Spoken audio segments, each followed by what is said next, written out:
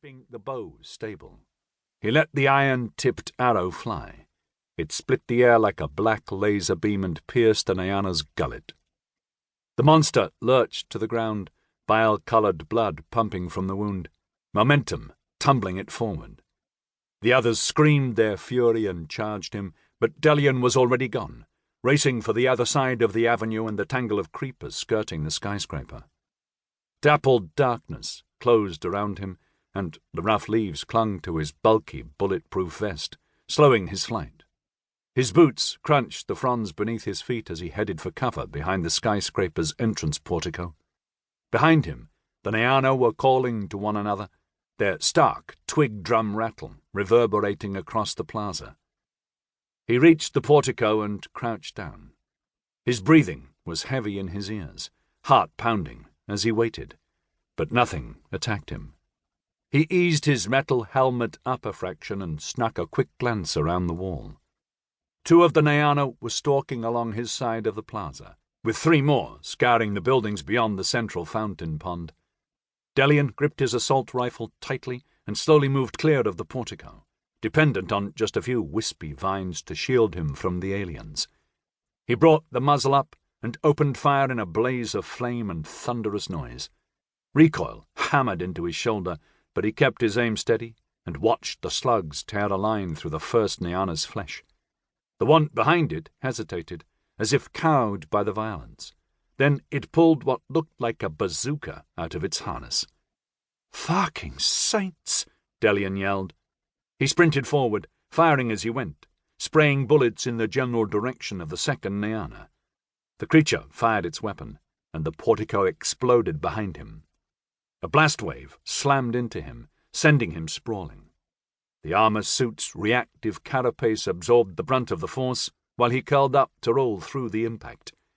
Adaptive musculature brought him back up to his feet fast, and sensor graphics swept across his optic, tracking enemy targets. The micro-missile launch pod snapped up out of his backpack, ready for acquisition data. 4 Nyana were powering into the plaza, wearing grey carbon exoskeletons with multiple weapon attachments. Electronic warfare systems went active, blitzing the plaza in a digital haze. Delian was about to fire his missiles when the sky overhead began to brighten. His sensor view flipped to vertical. High above, a brilliant golden fireball was punching down through the atmosphere, a rigid amber pillar of overheated air stretching out behind it. He took an instinctive step backward as the fireball seemed to accelerate. Its radiance flooded the plaza, turning his vision monochrome. "Oh, crap." He turned to run. The fireball struck the fountain, and light detonated out, overwhelming everything. Delian blinked the glare away and stared through the high fence that guarded the perimeter of the Emerli estate. 25 kilometers away, on the other side of the jungle-clad valley, Ephrata shone like the sun, every building gleaming as if it contained a solar flare. He shrugged and jogged on toward the sports field where his year group should be waiting. They were due to play a soccer match against the Ansaru clan that afternoon.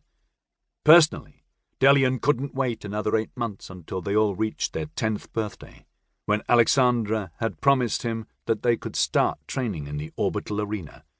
He just loved the idea of them flying around in zero-G, somersaulting in slow-mo, bouncing off walls to soar like a bird. A locac screeched out its hunting cry. Delian stopped again, scanning the fence. That had sounded very close. "There's nothing there, you know." He spun around to see Yarella standing behind him. But this Yarella was fully grown, easily twice his height, and she didn't have hair anymore. Even so, she was wearing a t-shirt and sports shorts, just like him. Yarella always did join the boys on the pitch to play their games, unlike Tiliana and Elise. He gawped at her for a moment. Somehow this older Yarella was even more captivating than the one he knew, although he knew this one as well. "I don't understand." "Then what was that sound?" he asked, smug that he'd outsmarted her, of all people. "A memory." She went down on her knees, putting her big head level with his, and held both hands toward him. "Do you trust me, Del?" Outside the fence, A whole chorus of low